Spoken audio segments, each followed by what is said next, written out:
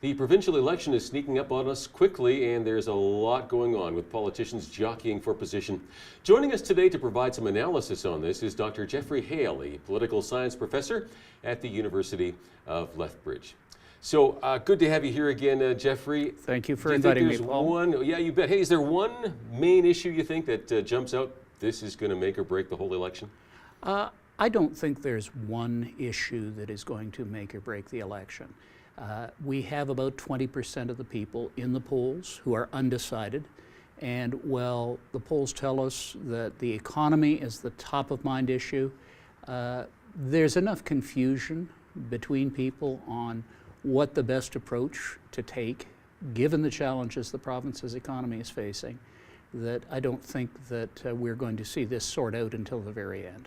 Okay. Of course, carbon tax, pipelines, always at the forefront, it seems, of any political conversation here as well. Is this as much of an issue for the voters as it is to the politicians?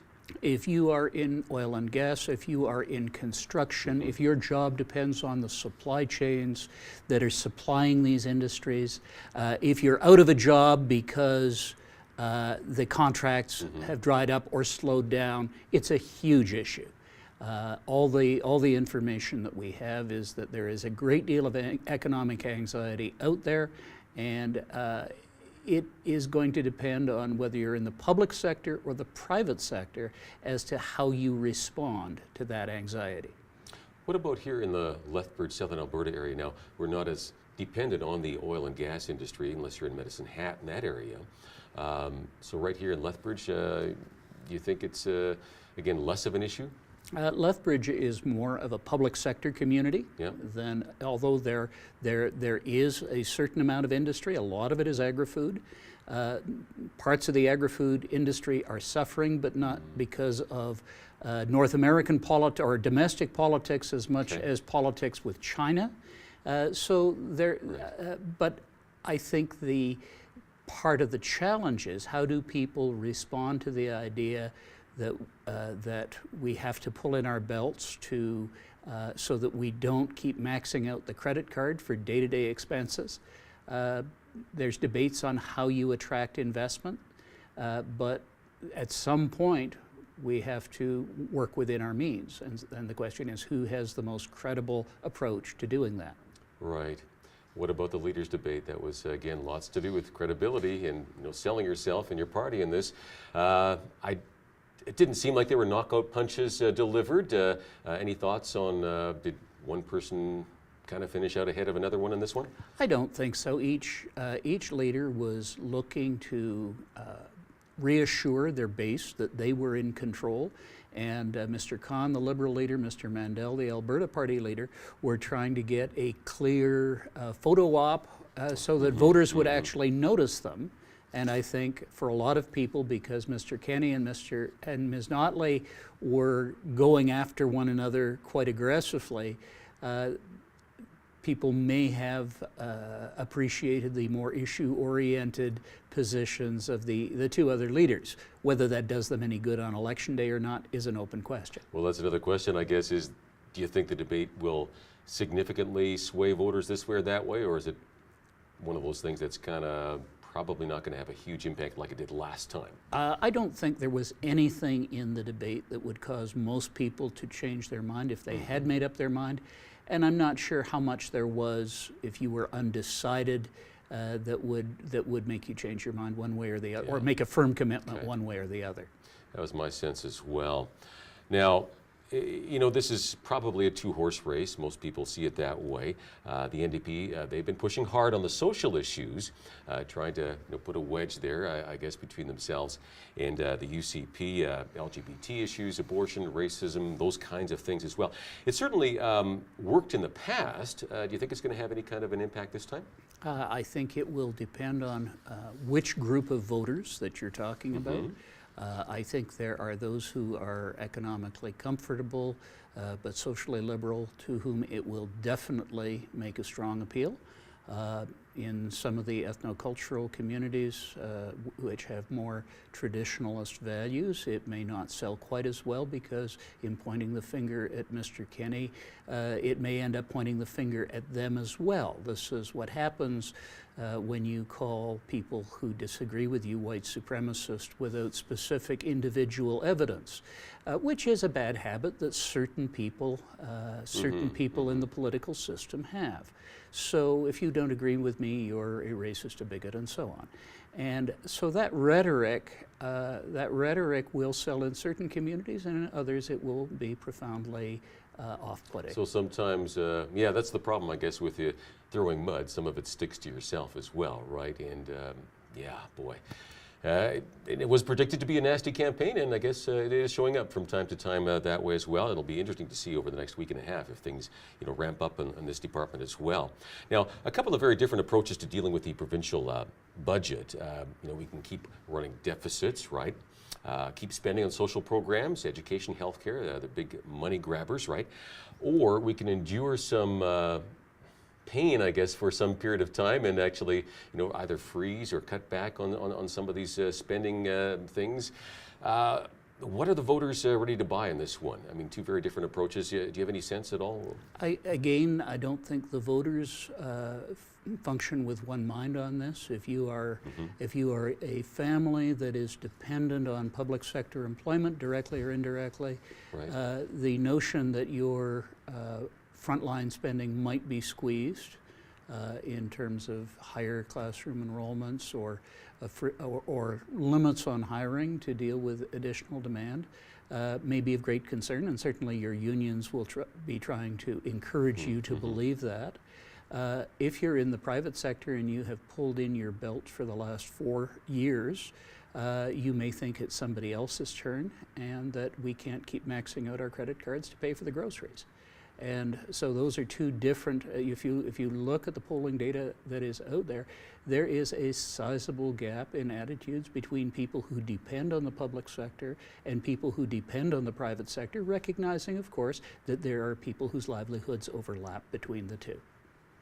Yeah, I think most people, even those in the, again, public sector, do realize, though, that something needs to happen somewhere with a ballooning deficit and debt.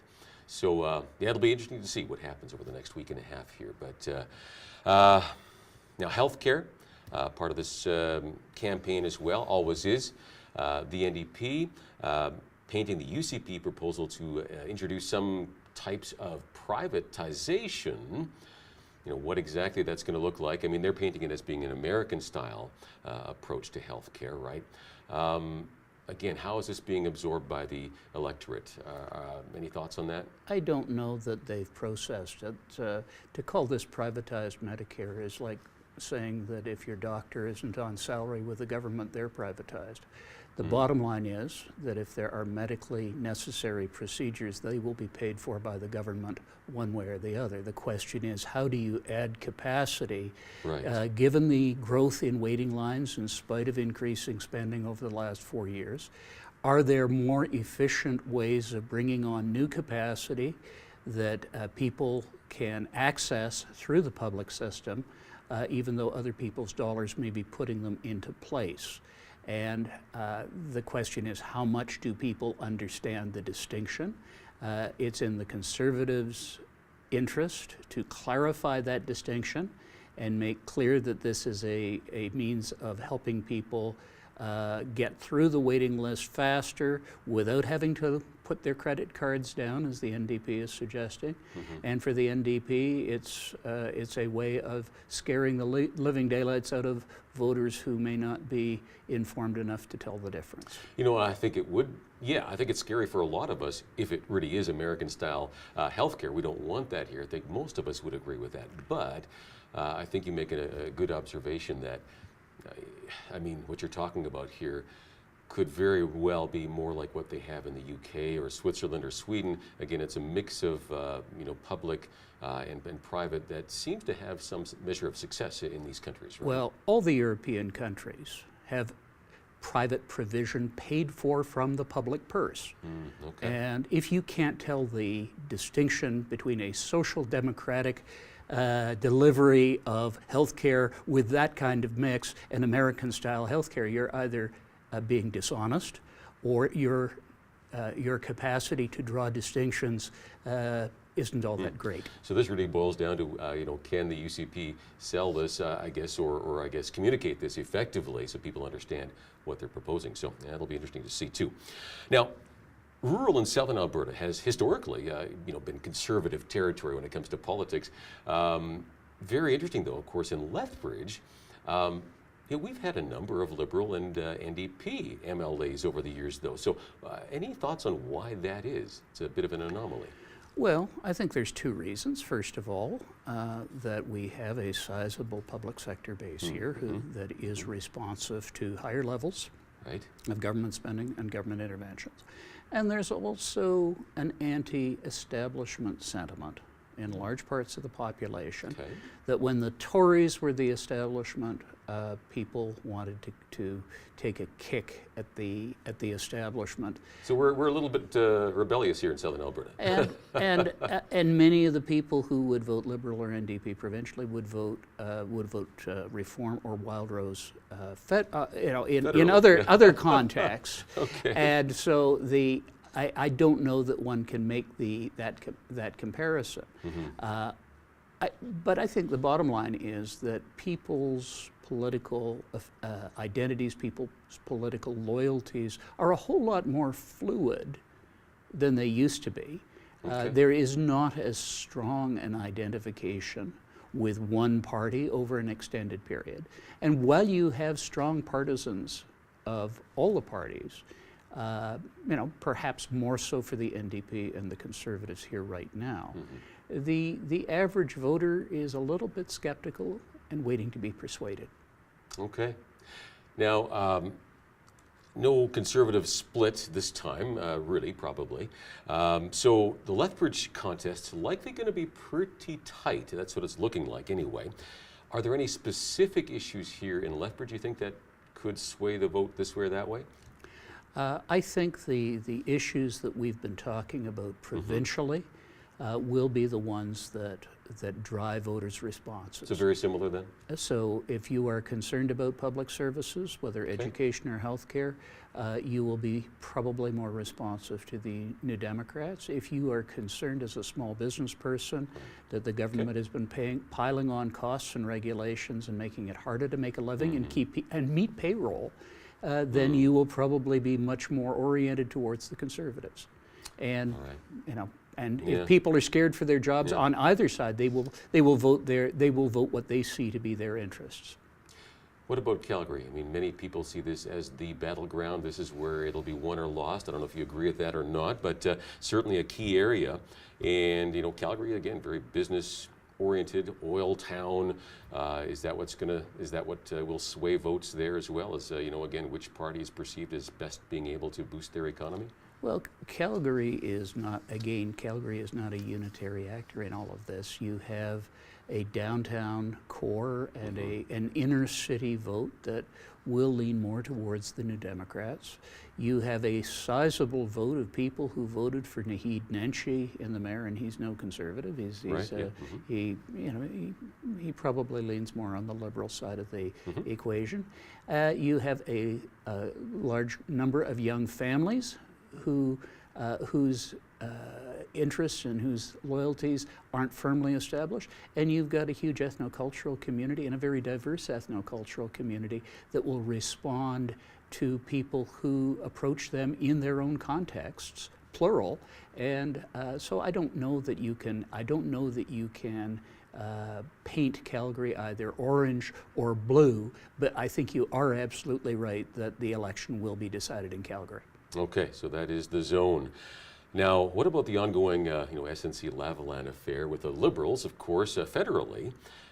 Could that possibly, transplant itself somewhat and influence the vote here? And specifically, I guess, I'm thinking of Premier Rachel Notley because of her past, close ties with the Liberal leader. And, of course, Jason Kenney's been kind of trying to hammer that home. Is that having any effect, you think? I don't think it's going to move the needle. Everything I see suggests that people are looking at Alberta issues in an Alberta context. Mr. Trudeau would probably find it hard to get elected dog catcher anywhere in Alberta in the next year. And the reality is, Premier Notley, to give her credit, saw the truck that was coming in her direction, driven by Jason Kenney, and she has worked very, very hard to change both her tone and her tactics to say, I will do everything I can, with regard to pipelines and helping people related to the oil industry getting back to work. So, I think I think she has had the chance to pivot over the last 2 years.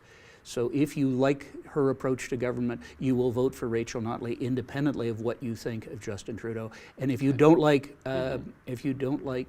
what the Notley government is doing, the association with Justin Trudeau is neither here nor there.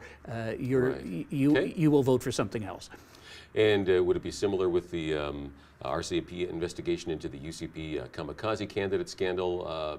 Is that swaying votes this way or that way, or is it, again, kind of along party lines? Hard to say. Again, there's a large number of undecided votes, and it's the sort of thing that can put question marks in people's minds. From what we have seen, there were people who were careless, foolish, and perhaps not paying as much attention to the rules of the game as they ought to have been. And if you're a hard NDP supporter or a hard Conservative supporter, you will either confirm or rationalize your vote regardless. Okay. Well, we've got to wrap things up here, but of course the polls, I mean, depending which poll you actually read, there are quite a variety of margins here. But the UCP still with a lead at this point. So in one sense, maybe it's Jason Kenney's election to lose. Is there anything that I guess would cause the other shoe to drop, sort of thing, that would cause things to just suddenly change? And we've seen it before where things can change in the last few days of an election. Is there anything that Jason Kenney needs to watch out for that could cause him to lose this yet? I think the question is, are there any more surprises coming out of his candidates that have not been vetted or have not been processed by voters? That kind of last-minute surprise is one of the things that campaign managers often keep in their back pocket. For the New Democrats, I'm not sure that I'm not sure that there's anything that is radically going to change the needle. If they can't win votes on their own, the only way they can win is to put enough doubt in people's minds about Mr. Kenney that people make that choice. All right. Thank you so much, Geoffrey. Appreciate it. It's my pleasure. Thank you.